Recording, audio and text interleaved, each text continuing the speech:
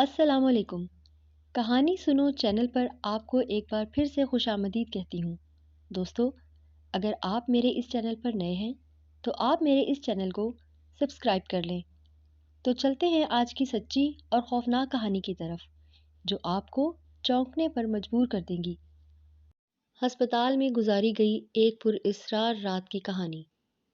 وہ بھاگ رہی تھی، بھاگتے بھاگتے نہ جانے وہ کتنے دور نکل آئی۔ وہ بار بار پیچھے پلٹ کر دیکھ رہی تھی، کہیں اس کے پیچھے کوئی آ تو نہیں رہا۔ پھر وہاں سے کافی دور چلے آنے کے بعد وہ ایک جنگل میں پہنچ گئی تھی۔ بھاگتے بھاگتے اس کی ٹانگیں بھی شل ہو گئی تھیں، مگر وہ بدحواسی سے آگے ہی آگے بڑھ رہی تھی۔ چاند اپنے پورے جوبن پر تھا، ہر شے چاندنی میں نہائی ہوئی تھی۔ ایسے میں وہ ہر چیز سے بے نیاز اپنی جان بچانے کی فکر میں تھی۔ اور اب جب اسے اپنے پیچھے قدموں کی آہٹ کی آواز سنائی دینا بند ہو گئی تو اس نے بھی اپنی رفتار آہستہ کر دی تھی۔ اب وہ آہستہ روی سے نامعلوم منزل کی طرف جا رہی تھی۔ گو کہ اس کا جسم بری طرح سے تھکن سے چور ہو چکا تھا، اس کے باوجود بھی وہ ایک جگہ پر رک کر خود کو مصیبت میں نہیں ڈال سکتی تھی۔ وہ رانو تھی۔ قریبی گاؤں میں وہ اپنی سوتیلی ماں اور نشئی باپ کے ساتھ رہتی تھی۔ برسوں پہلے اس کی ماں نے رانو کے باپ کو چھوڑ کر دوسری شادی کر لی تھی، کیونکہ رانو کا باپ ایک نشئی تھا اور وہ اپنا نشہ پورا کرنے کے لیے اپنی بیوی کو مارتا پیٹتا تھا۔ رانو کی ماں نے جب اس سے طلاق لی تو اس نے رانو کو اس سے چھین لیا اور اسے دھکے دے کر گھر سے نکال دیا۔ اس کی ماں بہت روئی، تڑپی، مگر اس کے باپ نے ایک بھی نہیں سنی اور رانو کی ماں کو گھر سے نکال دیا۔ ابھی کچھ دن پہلے ہی رانو کی ماں اسے دوبارہ سے لینے کے لیے آئی تھی، مگر باپ اور سوتیلی ماں نے اسے بے عزت کر کے گھر سے نکال دیا تھا۔ رانو خواہش ہونے کے باوجود بھی اپنی ماں کے ساتھ نہ جا سکی تھی۔ وہ آنسو بھری نگاہوں سے اپنی ماں کو دروازے سے جاتا دیکھتی رہی۔ اب اس کے باپ کو جوا کھیلنے کی بھی لت لگ چکی تھی۔ اب جب وہ جوئے میں بہت زیادہ رقم چودھری کے سامنے ہار گیا تو اس نے رانو کو اس شخص کے نکاح میں دینے کا فیصلہ کر لیا۔ یہ سن کر چودھری کی باتیں کھل اٹھی۔ چودھری رانو کے باپ کی ہی عمر کا تھا، وہ بھی اس کے باپ سے زیادہ مختلف نہ تھا۔ سوتیلی ماں نے جب یہ سنا تو وہ خوشی سے کھل اٹھی۔ وہ رانو سے بہت ہی زیادہ نفرت اور حسد کرتی تھی۔ اب جب رانو کی زندگی برباد ہو رہی تھی، اس کا باپ اسے اندھے کنویں میں پھینک رہا تھا، تو اس کی سوتیلی ماں کو یہ سن کر انجانی سی خوشی محسوس ہوئی۔ ان دونوں نے رانو کے نکاح کی تاریخ رکھ لی اور اس کے لیے چودھری سے الگ سے پیسے بھی لیے تھے۔ جب رانو کو یہ سب پتہ چلا تو اس نے کمزور سا احتجاج کیا، مگر یہاں پر اس کے احتجاج کو سننے والا کون تھا؟ رانو کی سہیلی نے اسے مشورہ دیا کہ اس طرح سے تمہاری زندگی برباد ہو جائے گی، تم یہاں سے بھاگ جاؤ۔ تم نہیں جانتی جس کے ساتھ تمہارا باپ تمہاری شادی کر رہا ہے وہ بہت ہی برا انسان ہے۔ اس کی پہلے سے 4 بیویاں ہیں اور وہ اپنی بیویوں کے ساتھ بہت برا سلوک کرتا ہے۔ اس کی ایک بیوی تو اس کے ظلم و ستم کا شکار ہو کر موت کے منہ میں بھی چلی گئی ہے۔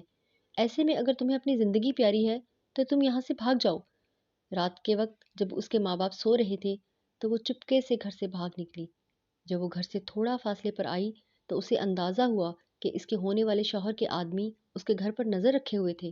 جب وہ وہاں سے بھاگ رہی تھی تو انہوں نے اس کا پیچھا کیا۔ رانو ان سے بھاگتے بھاگتے اب اس جنگل میں پہنچ گئی تھی۔ وہ تھوڑی دیر کے لیے ایک جگہ پر سستانے کے لیے رک گئی تھی، مگر پھر یکدم اپنی جگہ سے اٹھ کھڑی ہوئی اور دوبارہ سے بھاگنے والے انداز میں چلنے لگی۔ اسے اس بات کا خوف تھا کہ کہیں چودھری کے آدمی اس تک پہنچ نہ جائیں۔ جب وہ جنگل سے باہر نکلی تو اس نے ایک بہت بڑی عمارت دیکھی۔ اس عمارت کے بیرونی دروازے پر ہسپتال کا نام لکھا ہوا تھا۔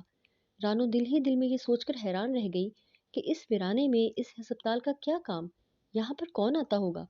تبھی وہ ہسپتال کے اندر یہ سوچ کر داخل ہو گئی کہ ہو سکتا ہے یہاں سے اسے کوئی مدد مل جائے۔ ویسے بھی بہت رات ہو گئی تھی۔ وہ تھوڑی دیر سستانے کے لیے کوئی ٹھکانہ ڈھونڈ رہی تھی۔ جیسے ہی وہ ہسپتال کے اندر داخل ہوئی تو اس نے حیرت کا جھٹکا لگا، کیونکہ پورے ہسپتال میں خاموشی کا راج تھا۔ یہاں پر کوئی ذی روح نظر نہیں آ رہا تھا۔ وہ ایک ایک کر کے تمام کمرے دیکھنے لگی۔ کمروں کی لائٹس آن تھیں مگر کوئی بھی وہاں موجود نہیں تھا۔ وہ اسی شش و پنج میں مبتلا تھی کہ اس ہسپتال میں اس قدر خاموشی کیوں ہے۔ تبھی اسے اپنے پیچھے کسی کی آہٹ محسوس ہوئی۔ اس نے جب پلٹ کر دیکھا تو وہ ایک کالے رنگ کی بلی تھی جو اپنی سرخ سرخ آنکھوں سے اس کو گھور رہی تھی۔ رانو اس بلی کو دیکھ کر کئی قدم پیچھے ہٹ گئی۔ بلی نے یکدم اس پر حملہ کر دیا۔ رانو اپنے چہرے پر دونوں ہاتھ رکھ کر چیختے ہوئے زمین پر بیٹھ گئی۔ کافی دیر کے بعد جب اسے بلی کی غیر موجودگی کا احساس ہوا تو اس نے ڈرتے ڈرتے اپنے چہرے سے ہاتھ ہٹائے تو وہاں پر کچھ بھی نہیں تھا۔ وہ حیرت سے یہاں وہاں دیکھنے لگی کہ وہ بلی کہاں گئی۔ تبھی رانو کو اپنے پیچھے پھر کسی آہٹ کا محسوس ہوئی تھی۔ اس نے جب دیکھا تو وہ ایک ڈاکٹر تھا جو سفید کوٹ پہنے ایک کمرے کی طرف جا رہا تھا۔ اس کی رانو کی طرف کمر تھی۔ رانو نے یہاں پر کسی انسان کو دیکھا تو اس کے وجود میں اطمینان کی لہر دوڑ گئی اور وہ جلدی سے اس ڈاکٹر کے پیچھے اس کمرے میں داخل ہو گئی تاکہ وہ اس سے مدد لے سکے۔ ڈاکٹر جس کمرے میں داخل ہوا تھا وہاں پر ایک بیڈ تھا جس پر کوئی شخص لیٹا ہوا تھا۔ اس کا چہرہ ڈاکٹر کی اوٹ میں ہونے کی وجہ سے نظر نہیں آ رہا تھا۔ رانو جلدی سے وہاں پر گئی۔ جب اس کی نظر مریض کے چہرے کی طرف پڑی تو اس کی چیخ نکل گئی کیونکہ اس مریض کا چہرہ جلا ہوا تھا اور وہ بہت بھیانک لگ رہا تھا۔ رانو دوڑتے ہوئے کمرے سے باہر نکل آئی۔ اب وہ بری طرح سے چیختے چلاتے بھاگ رہی تھی۔ تبھی اس نے ایک کمرے میں ایک اور ڈاکٹر کو دیکھا جو الماری سے کوئی کاغذ نکال رہا تھا۔ اس کے چہرے پر ماسک تھا۔ رانو نے ایک اپنے جیسے نارمل انسان کو دیکھا تو بھاگتے ہوئے اس کے پاس جا کر کہنے لگی، مجھے آپ کی مدد کی ضرورت ہے، کیا آپ میری مدد کریں گے؟ جب ڈاکٹر نے پلٹ کر رانو کی طرف دیکھا تو رانو خوف سے اپنی جگہ پر ساکت ہو کر رہ گئی کیونکہ ڈاکٹر کی آنکھیں بالکل سفید تھی۔ اور پھر جب اس نے اپنے چہرے سے ماسک ہٹایا تو اس کے بڑے بڑے دانت دیکھ کر رانو کی چیخ نکل گئی۔ وہاں سے بھاگتے ہوئے باہر نکلی۔ اسے اپنے پیچھے وہی مریض بھاگتا ہوا نظر آیا جو بستر پر تھا اور بری طرح سے جلا ہوا تھا۔ وہ کسی چوپائے کی طرح ہاتھوں اور پیروں کی مدد سے رانو کے پیچھے بھاگ رہا تھا۔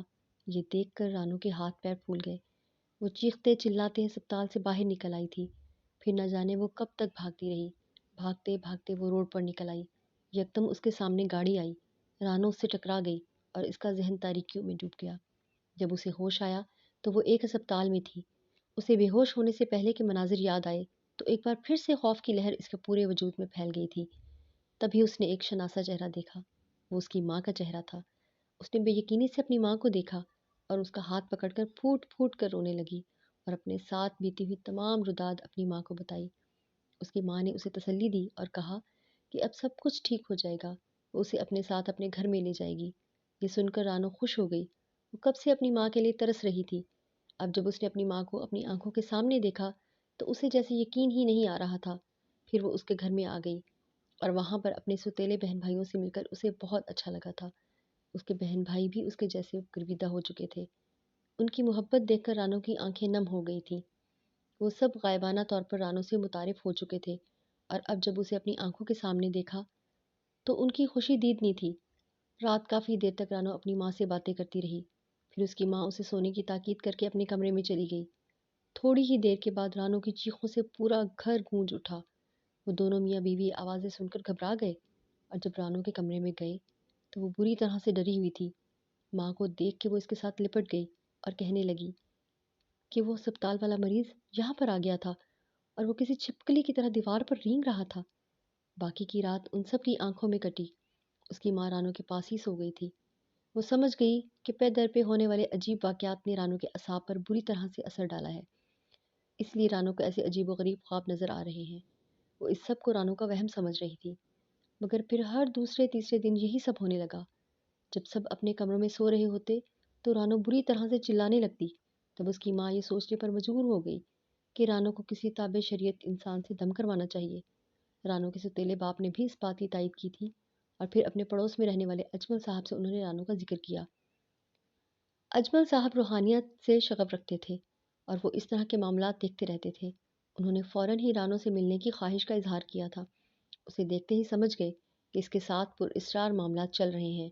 اس کے بعد اجمل صاحب رانو کو روزانہ دم کرتے رہے اور اسے پہننے کے لیے ایک تعویذ بھی دیا۔ اس کے بعد رانو کو کبھی بھی وہ خواب نظر نہیں آیا اور نہ ہی جاگتے ہوئے اسے وہ مریض یا ایسی کوئی خوفناک چیز دکھی۔ چودھری اور اس کے آدمی جگہ جگہ پر رانو کو ڈھونڈ رہے تھے مگر رانو انہیں کہیں نہیں ملی۔ تب انہوں نے رانو کے باپ کو جیل میں بند کروا دیا تھا اور اس کی سوتیلی ماں رانو کو کوسنے دیتے ہوئے نہ تھکتی تھی۔ جو کچھ بھی ہوا تھا رانو کی وجہ سے ہی تو ہوا تھا۔